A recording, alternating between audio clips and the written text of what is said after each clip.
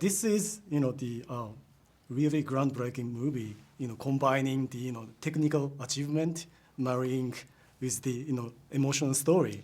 Thank you. So where did this great project come from?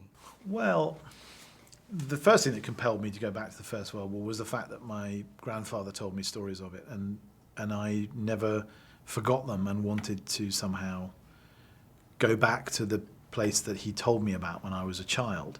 It's the beginning of modern warfare, 1914 to 1918. It's a war that starts with horses and infantry and ends with tanks and machine guns. So it's the beginning of industrial warfare. It's the beginning of weapons of mass destruction. And there have rarely been moments where the world has changed more than it changed after that war. So for me, it's a period that still needs to be brought to life, and we can learn a lot about it. And at the same time, I didn't want to make a historical period dry movie or a kind of movie that's good for you. I wanted to make something that was completely immersive and completely allows you to lose yourself in the story of these two men. The choice of the hiring the known names for kind of a cameo. Yes. How did this come about? Well, I wanted the best actors for the roles, and a lot of the best actors are well known for good reason, because they're really good. and in the end of the day, I thought, who's the best actor for Erin Moore? I thought Colin Firth, or Benedict Cumberbatch, who plays Mackenzie, or Mark Strong, or Andrew Scott. Many of these people I've worked with before. I'd known these, probably most of them, for 20 or 30 years, either in the theatre or in film. And so I called them up. I was very personal, and I said, I want you to be part of this project, and I hope you like it. And I just sent them the script.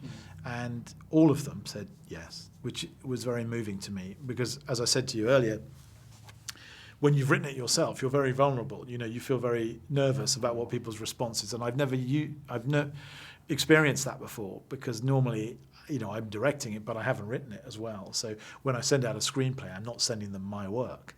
But here I really was, along with Christy, who co-wrote it with me. So it was very, very exciting when they all said yes. Doing the one-shot movie sounds cool, but there must be a reason why no other filmmaker are doing it. Yeah, because it's really difficult. So could you walk us back? What are the challenges you had to deal with? Well, the main challenge is that, there are two really. One is that you, as a filmmaker, you don't have to worry about rhythm and pace until the editing room. So you gather all your footage and then you make the film in the editing room. And here, we didn't have that option. So it had to be, the rhythm and the pace of every scene had to be absolutely perfect on the day. And then the rhythm and the pace of the whole movie couldn't be changed either. So I had to keep the shape of the whole in my head. So that was one challenge. And the other challenge was technically that we had long 9-minute, 10-minute takes where the actors had to give a perfect performance.